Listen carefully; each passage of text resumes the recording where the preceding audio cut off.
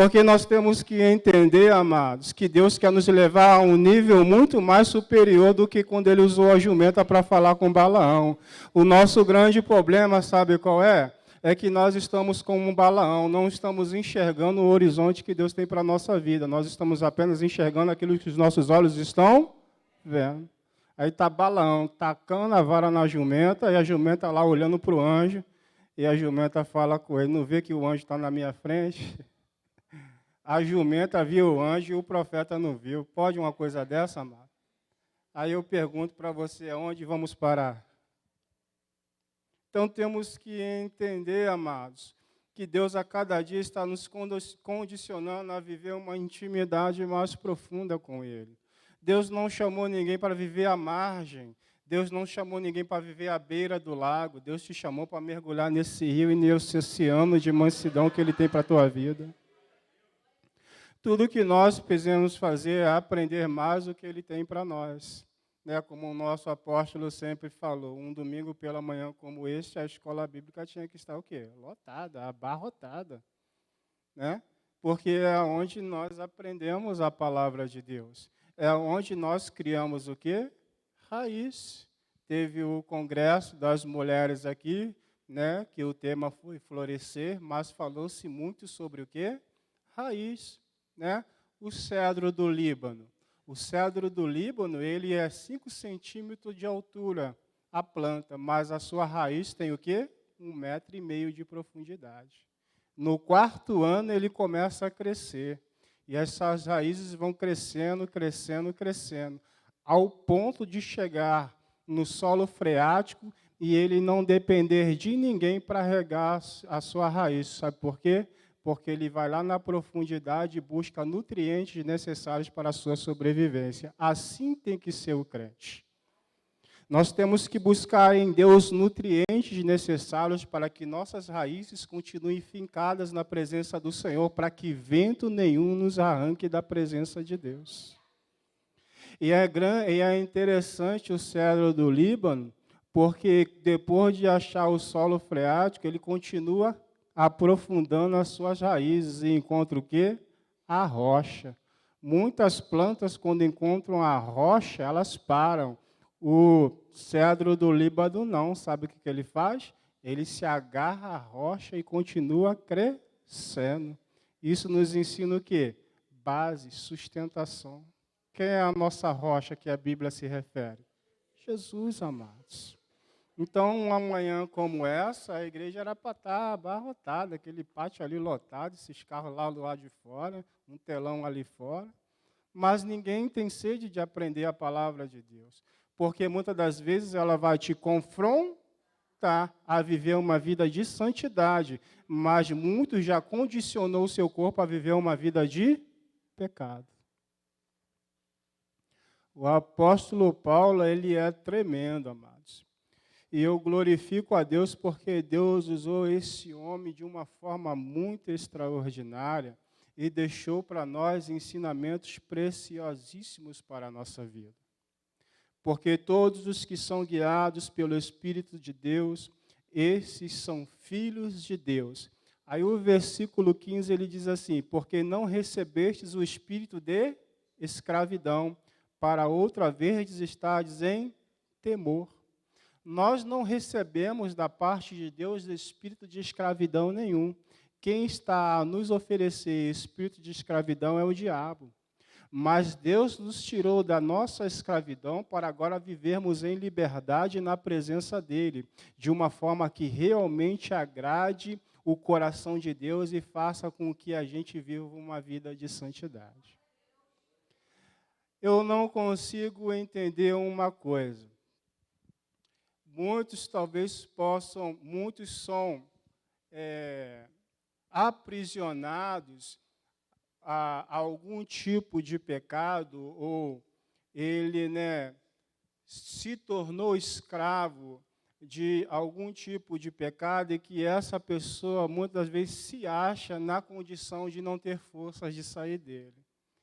Mas olha o que a palavra do Senhor nos ensina. Certa vez um jovem perguntou para o seu pastor e disse assim, pastor, eu gostaria muito de me libertar da pornografia, mas eu não consigo. Aí o pastor dele virou para ele e diz assim, é simples. Ele, como, pastor? Já fiz de tudo. É simples. Para se libertar de algo que te domina, não existe segredo, não existe métodos, não existem caminhos. Simplesmente é parar de fazer aquilo que te domina. Mas como? Aí o pastor virou para ele e disse, o que a palavra diz? Conhecereis a verdade e a verdade vos... Acabou, irmãos. É simples. É parar e acabou. Porque você conheceu e ela te libertou. Então, se alguém está condicionado a viver em escravidão por conta de um pecado, é porque ainda não conheceu verdadeiramente a palavra que lhe... Há algum segredo aqui disso? Há algum método específico para isso? O texto está dizendo que você precisa fazer campanha de 7 dias para se libertar da prostituição? Meu amado, uma vez que o Espírito de Deus entrou na tua vida, é claro que a gente entende que há pessoas que têm um processo, mas elas decidem realmente viver uma vida com Deus, querem se libertar. Alguns conseguem radicalmente se libertar, né, de um vício, de um pecado, mas outras ainda levam, é um processo. Mas uma vez que a palavra entrou na tua vida, ela te condicionou uma liberdade, e você procura essa liberdade criando conhecimento da palavra de Deus para que você possa vencer isso que te domina. O apóstolo Paulo está ensinando isso para a igreja, mostrando que a igreja precisa andar em santidade, em espírito, e que os costumes, né, as atitudes, né, de um homem velho possa realmente morrer. Sabe qual é o nosso grande problema, amados? É que nós, muitas das vezes, quando nos batizamos na água, achamos que o velho homem morre ali. Mas, com um tempo depois, nós descobrimos que o infeliz sabe nadar. É verdade, irmãos. Esse é o nosso grande problema. Porque quando você é tentado, quem tenta ressuscitar? O velho homem que, quando você se batizou, achou que ele tinha morrido afogado, ele foi nadando para algum lugar e está tentando voltar. Então, esse é o nosso grande problema, amados.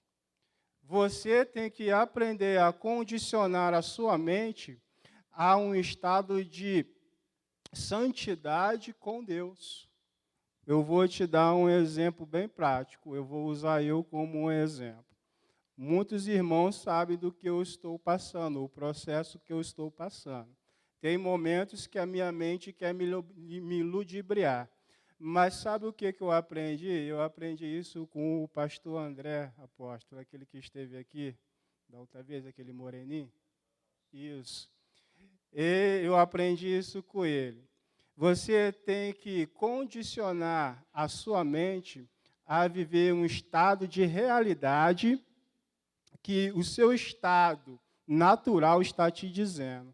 Por exemplo, a minha mente diz que o meu corpo está enfermo, mas eu condiciono a minha mente a dizer que o meu corpo está curado. Eu condiciono a minha mente em Cristo, revelando aquilo que a palavra me diz, que o meu corpo está curado.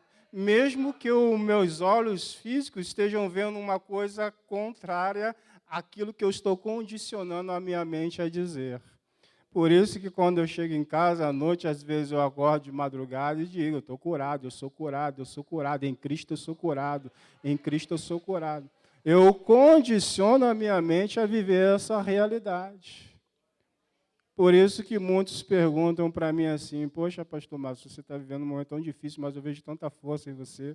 Amado, não sou eu não, é Deus. É que eu estou condicionando a minha mente para isso. Né? Fiz os novos exames agora, talvez precise fazer uma outra cirurgia, mas eu estou condicionando a minha mente a um estado de cura. Então é isso que nós temos que fazer, amados. Entender cada dia os processos de Deus para a nossa vida. Amém? Eu já estou encerrando, tá bom? Eu falei para vocês que eu estou diferente, né? Eu não posso gritar, então eu vou ter que conversar com vocês. Amém?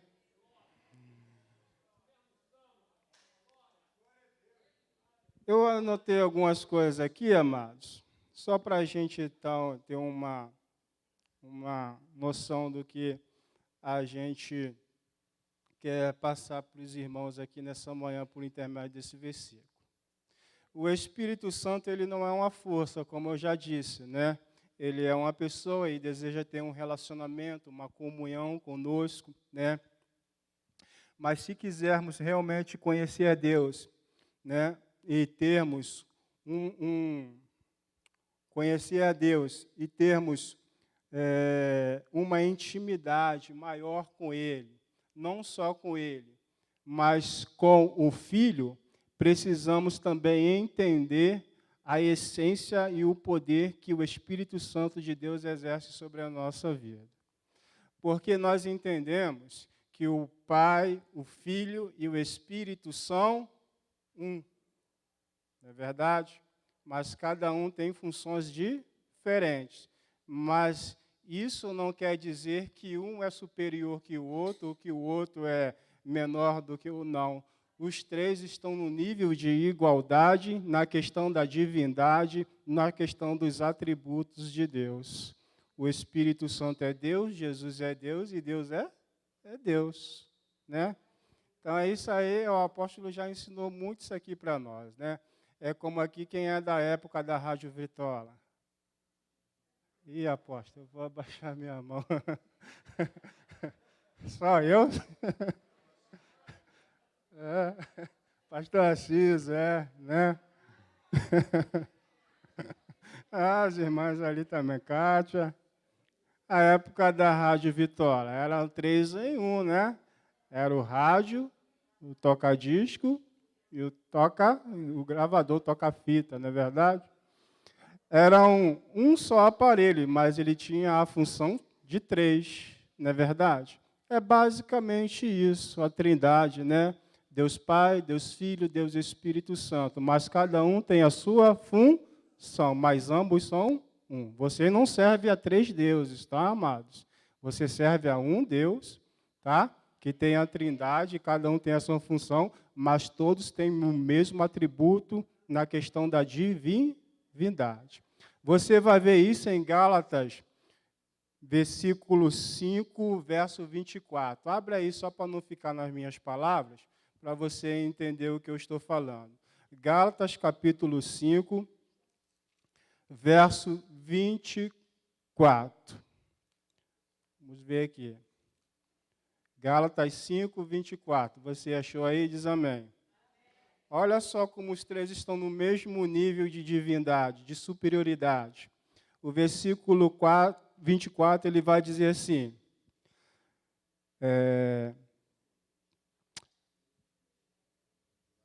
não, 24 não. É o 25, né? Deixa eu ver.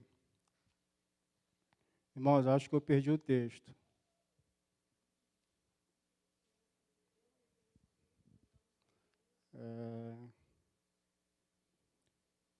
Gálatas 5, deixa eu ver se é esse mesmo. É que eu tinha anotado aqui, mas eu acho que eu anotei errado, irmãos.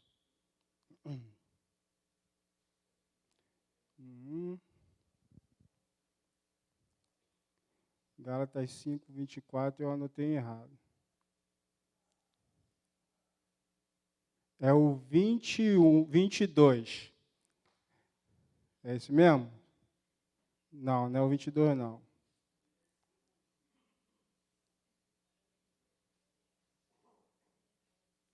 Irmãos, eu vou ficar te devendo, tá bom?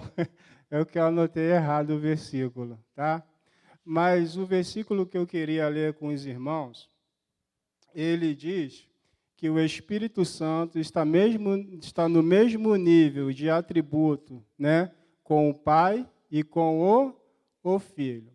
Se eu não me engano, o texto ele diz assim, falando acerca dos dons, e o Espírito distribui os dons a cada um como quer, depois ele vem falando e distribui também os dons, aí se refere ao Senhor Jesus, e no outro ele se refere a Deus, condicionando, tá,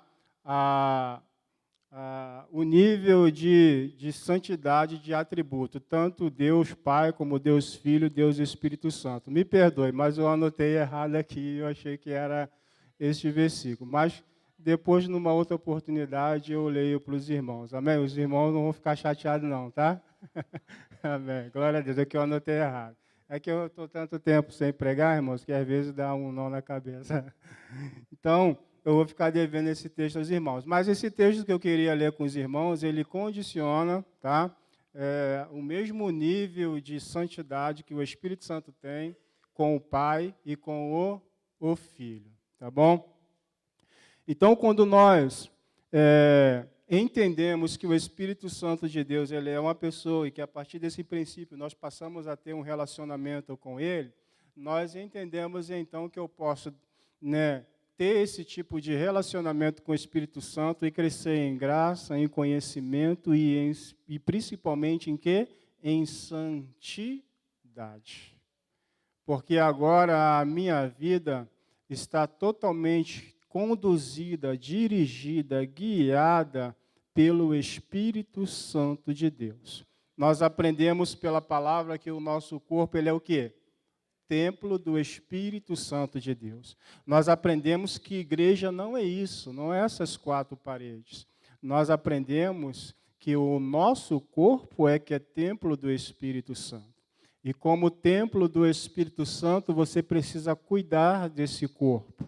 Manter este corpo longe do pecado, longe daquilo que te afasta de Deus e cada dia mais condicionando a sua vida a viver uma vida de santidade na presença de Deus. Amados, não é difícil. Não é difícil viver uma vida que agrade o coração de Deus. Basta simplesmente haver vontade dentro do seu coração, desejo de estar com Ele, vontade de se relacionar com Ele. Um exemplo. A gente perde mais tempo vendo um celular do que lendo a Bíblia, não é verdade? Sim ou não? A gente perde mais tempo vendo a televisão do que lendo a Bíblia, sim ou não?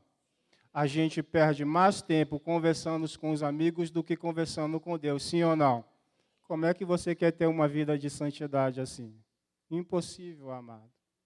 Se você não manter esse relacionamento, esse contato com o Espírito Santo de Deus, dificilmente você vencerá na vida, né, e naquilo que muitas das vezes Satanás coloca na nossa vida como tentação, como pecado, para poder vencer. Porque você não tem a intimidade com aquele que vai te fazer vencer aquilo que te domina. Então, a partir do momento que eu tenho esse relacionamento com Ele, e que procuro estar com Ele, procuro me achegar mais perto dEle, é algo tremendo, amados. Quem já sentiu aqui a presença de Deus sobre a sua vida? Muitos de nós, né? Nós sentimos algo, o nosso corpo ele começa a ficar diferente, a gente percebe isso, a gente percebe, né? Alguns sentem arrepios, outros, né, sentem um calor, um fogo, né? Alguém sente alguma coisa diferente. Você percebe que não é normal, o teu corpo não está no normal, é porque você está tendo essa intimidade com o Espírito Santo de Deus. E, amados, sentir a presença de Deus é algo tremendo, né? Não tem coisa melhor. Você pode aplaudir a Ele por isso?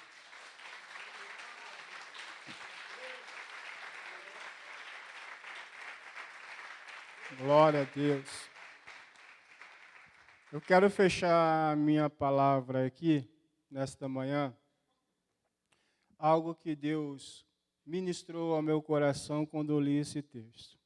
Em João 14, versículo 16 e 17, e eu gostaria que você abrisse aí, em João 14, o versículo 16 e o versículo 17, né? Quando Jesus ele diz que rogará ao Pai que mande um consolador, porque nós sabemos que Jesus estava o quê? Prestes a subir para o Pai, não é verdade? Ele havia ressuscitado, mas ele havia feito uma promessa para os seus seus discípulos, né? Então, o versículo 14, o verso 16 e o 17, ele vai dizer assim: e eu rogarei a quem? Ao Pai. E ele vos dará o quê? Outro Consolador. Quem é esse Consolador?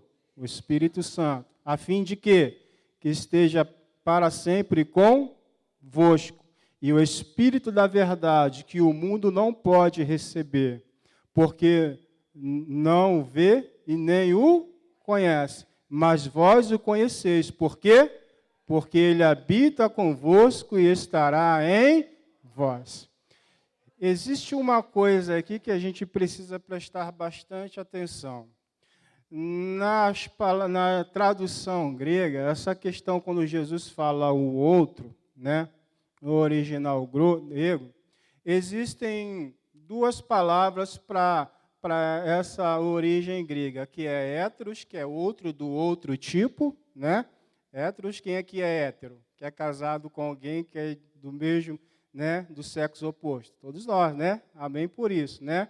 Então, hétero, que é outro do outro tipo, né? E halos, que é outro do mesmo tipo. Jesus está usando a palavra grega halos, que é outro do mesmo tipo que ele. Ou seja, Jesus está indo, mas está vindo outro para substituir ele da mesma altura que ele, mas só que ainda melhor, porque ele vai habitar dentro de você. Você pode aplaudir o Senhor por isso?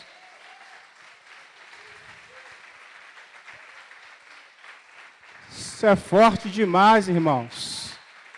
Você pode aplaudir mais forte? Jesus foi para o Pai, mas ele deixou outro da mesmo nível que ele, só que ainda melhor, habitando dentro de mim e dentro de... Aplaude a ele mais uma vez, porque ele é merecedor. Aleluia!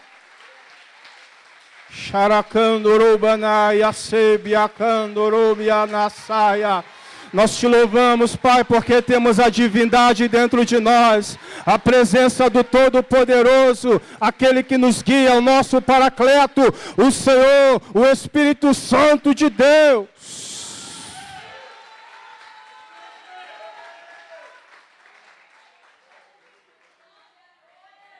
Então, meu amado, saia daqui nesta manhã, procurando ter mais intimidade com essa pessoa que está dentro de você.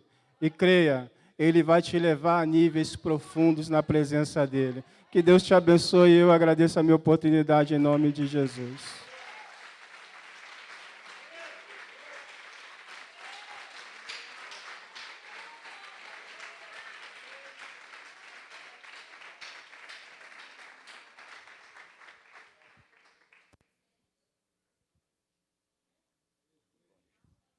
Aleluia. Você pode dar mais uma salva de palmas para Jesus?